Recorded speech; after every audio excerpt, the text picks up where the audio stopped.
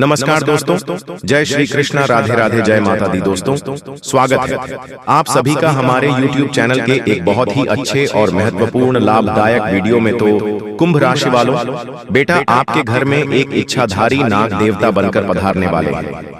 जी हाँ दोस्तों, आपको कुछ सावधानियां रखनी चाहिए। इस वीडियो में हम आपको ऐसी जानकारी देंगे जिससे आपकी जिंदगी 100% बदल जाएगी।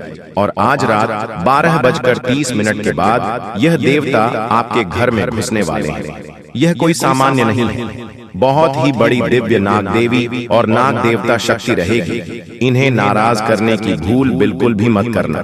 कई बार जाने अनजाने में हम कुछ लोगों को अपमानित करके हमारे घर से भगा देते हैं। हमारे घर में घुसने वाले जीव जंतुओं को भी हम मार देते हैं। आपकी यही एक गलती आपके आने वाले पूरे भविष्य पर भारी पड़ सकती है, क्योंकि यह देवता आपके घर में किसी भी रूप में प्रवेश कर सकते हैं। डरने वाली कोई बात नहीं है, यह तो आपको आशीर्वाद देना चाहते हैं। अभी आपके ऊपर है कि आप आशीर्वाद लेना चाहते हैं या नहीं लेना चाहते हैं।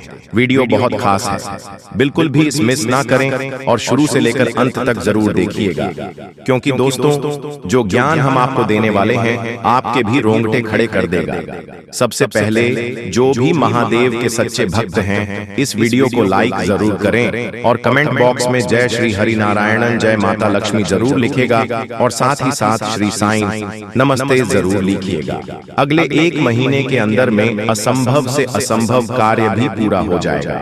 अब दोस्तों, आपने अतिथि देवो भवः इस कहावत को या फिर इस पंक्ति को, इस स्तुति को तो सुना ही होगा। भारत में अतिथि देवो भवः की परंपराएं जाती है, परंतु फिर भी जब हमारे घर में मेहमान आते हैं तो कुछ लोग उन्हें वह बोझ समझते हैं। मन ही मन यह सोचते हैं कि यहाँ से कब उठेंगे, यह उठे तो हम कुछ खाएं, ये उठे तो हम कुछ खाएं, ये यहाँ से उठे तो कुछ कार्य करे। परंतु अगर कोई देवता आपके घर में मेहमान बनकर घुस गए या वह किसी भी रूप में आ सकते हैं, और यदि आपने उन्हें भगा दिया, नहीं पहचाना और अपमानित कर दिया, तो दोस्तों फिर सोच लीजिए आपकी जिंदगी का क्या हाल होगा। इसीलिए तो कहा गया है अतिथि देवो भव, यानी कि हमारे दर पर आया हुआ अतिथि हमारे लिए देश के समान होता है। और यही देवता अब आपके घर में घुसने वाले हैं, तो अब आपको उन्हें नाराज नहीं करना है। हमें तो हर मेहमान की पूजा करनी है, चाहे वह बहुत बड़े से बड़ा क्यों ना हो और छोटे से छोटा क्यों ना हो। अगर हम उसकी पूजा करेंगे तभी तो ईश्वर हमें आशीर्वाद देंगे। किंतु द्वार पर आए मेहमान पर इतनी मेहमान करें तो मैं इसके दर पर जब जाऊंगा तो कितना कल्याण होगा। अब भगवान भी आपके दर पर किसी भी रूप में आ सकते हैं, इस बात में कोई भी दोहराए नहीं है। इसीलिए दर पर आए मांगने वाले की दर पर आए, चेक की घर पर आए। मेहमान की कभी भी बुराई नहीं करनी है, उनके खिलाफ मन में कभी भी दिवस्त या गलत भावना उत्पन्न नहीं होने देनी है। और हमें इस चीज का ख्याल रखना है कि हमें आगे बढ़ाना है, उनकी सहायता करने के लिए, उनका नमन करने के लिए, क्योंकि यही आपका सूत्रधार साबित होगा। इस बात को आप हमेशा याद रखिएगा। अब बहुत सारे लोग जीव जंतुओं से बहुत डरते हैं।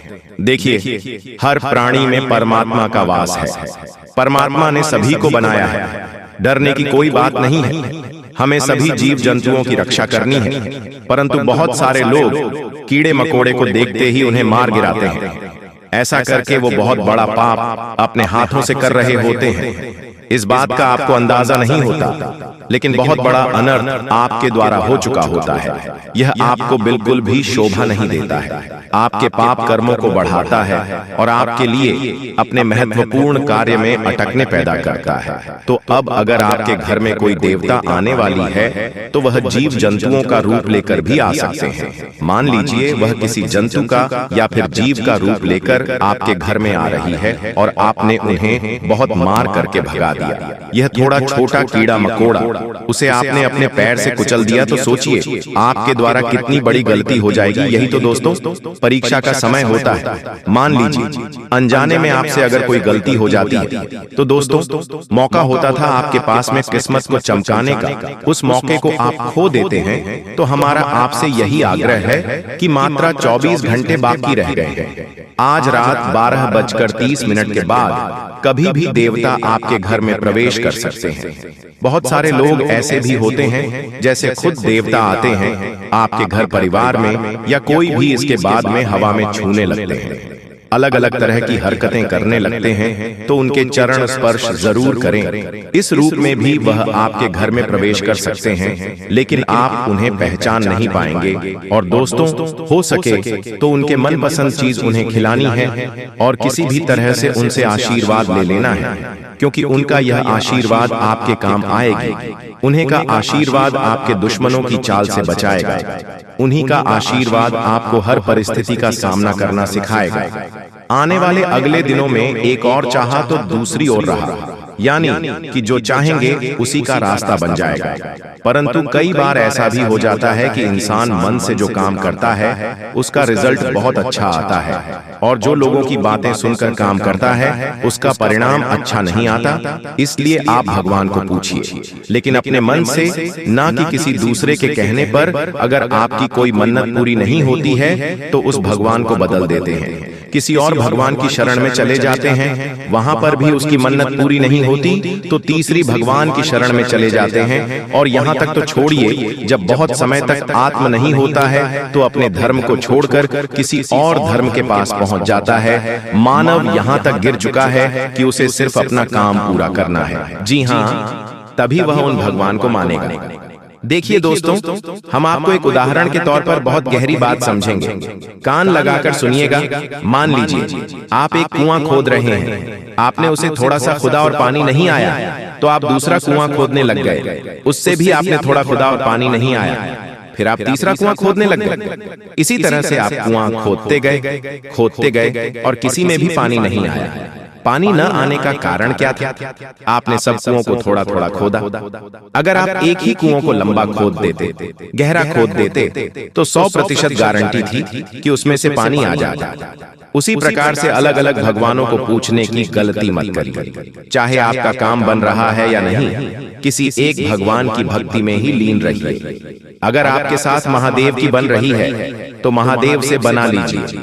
राम जी के साथ आपका कनेक्शन बैठा है तो आप राम जी से बना लीजिए। आप कृष्ण जी को मान लीजिए, आप माता रानी को मान लीजिए, लेकिन भक्ति में बदलाव मत करिए। किसी एक ही भक्ति को अपनाइए। आप सब एक हैं, कोई अलग नहीं है। आपका काम जरूर बनेगा, लेकिन आपको एक ही कुएं को गहरा खोदना होगा, क्योंकि दोस्तों भगवान एक ही है, किंतु उसके रूप अनेकों हैं। जैसे कि दोस्तों हमने आपको बताया कि यह देवता किसी भी रूप में आपके घर में दस्तक दे सकते हैं। अगर सामान्य आंखों से उन्हें आप नहीं देख पाए तो यह दूसरी बात है, लेकिन किसी का रूप देख करके अगर आपके द्वार पर आते हैं तो चाहे कोई भी आ जाए, मांगने वाला ही क्यों ना हो, उसे आदर सत्कार से कुछ देना है, उसका सम्मान करना है, उसे प्यार भरे ही बोल बोलने हैं, उसे कड़वी बातें नहीं करनी है। यह बात आप खास तौर पर ध्यान रखें, क्योंकि अक्सर जब हमारे दर पर कोई मांगने वाला आता है तो हमारा मुंह बन जाता है। हम उसे कुछ देना नहीं चाहते,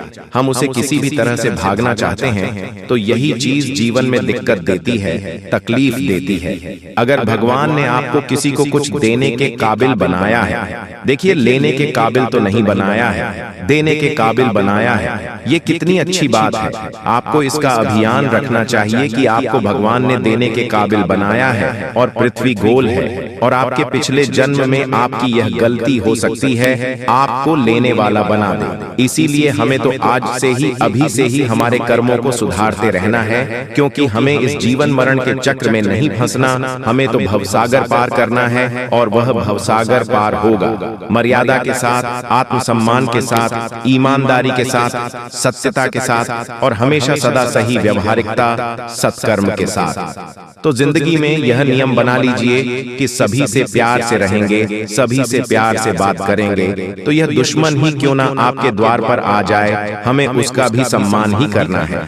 तो दोस्तों आशा करते हैं कि वीडियो में दी गई जानकारी आपको बहुत पसंद आई होगी। वीडियो अच्छी लगी हो तो अपने दोस्तों के साथ, मित्रों के साथ और परिवारजनों के साथ इसे साझा करेगा।